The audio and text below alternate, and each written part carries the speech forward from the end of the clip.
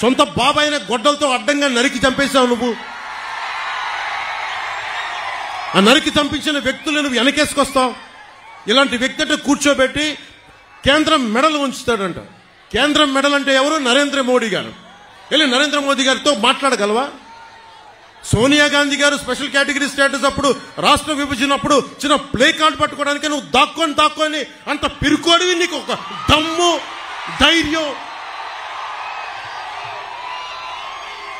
అంత ధైర్యం ఉందా మీకు? నేను మీకు ఒకటే చెప్తా ఉన్నాను, మీరు ఆలోచించాలి మీ భవిష్యత్తుకి. దశాబ్దం నుంచి రోడ్ల మీద తిరుగుతూ ఉన్నా.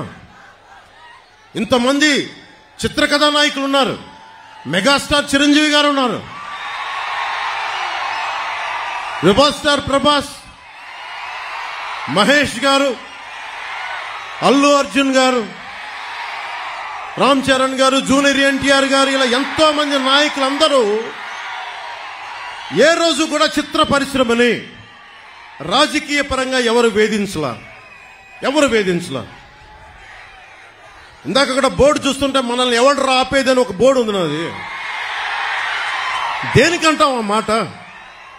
అంటే ప్రజాస్వామ్యాలు మాకు హక్కు లేదా? ఇక్కడున్న ఎమ్మెల్యేకి ఈ మాటలు కూడా మంచి రావట్లా, కొంచెం కోపాన్ని ఉంచుకున్నా. ఇలాంటి ఆకురౌడీలకు మేము భయపడతామా? వారాహి ఎలా వస్తో ఆంధ్ర రోడ్ల మీద మీరు తిరుగుతాం, మేము చూస్తామా? బెదిరిస్తారా మమ్మల్ని? మేము సుభాష్ చంద్రబోస్ స్ఫూర్తిని నింపుకున్న వాళ్ళం గుండెల్లో. ఇలాంటి ఆకురౌడీల్ని చిటికినేలతో పక్కన పెడతాం, గుర్తుపెట్టుకోండి.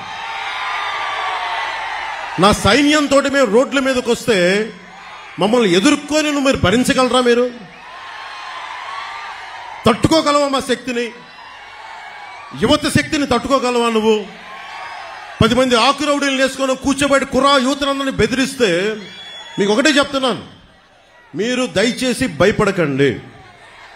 మీరు ధైర్యంగా లేకపోతే అక్కడ కూర్చోబెట్టిందాక జై భీమ్ అని మీరు అంబేద్కర్ గారి గురించి చెప్తా ఉన్నారు. కొన్ని వందలాది మంది మేధావులు ఆయన నేతృత్వంలో కూర్చొని చాలా బలమైన రాజ్యాంగం ఇచ్చారు మనకి, మీ భవిష్యత్తు కోసం, మీ ప్రాథమిక హక్కుల కోసం. అలాంటి మీరు భయపడతా ఉంటే అది ప్రాబ్లం జగన్ గొప్పతనం కాదు, ఇక్కడున్న స్థానిక ఈ ఆకురౌడి ఎమ్మెల్యే కాదు.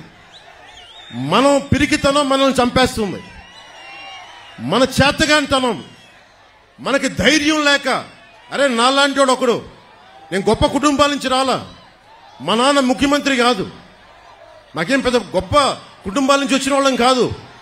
అరే మా నాన్న ఒక పోలీస్ కానిస్టేబుల్ గా వచ్చి ఎక్సైజ్ లో ఈఎస్ గా రిటైర్డ్ అయిన వ్యక్తి, ఏఈఎస్ గా.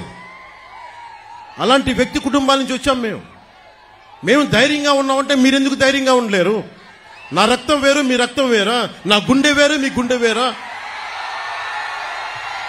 నాకు ధైర్యం ఉన్నప్పుడు మీకెందుకు ధైర్యం ఉండదు? నేను అది చూపించడానికి వచ్చాను.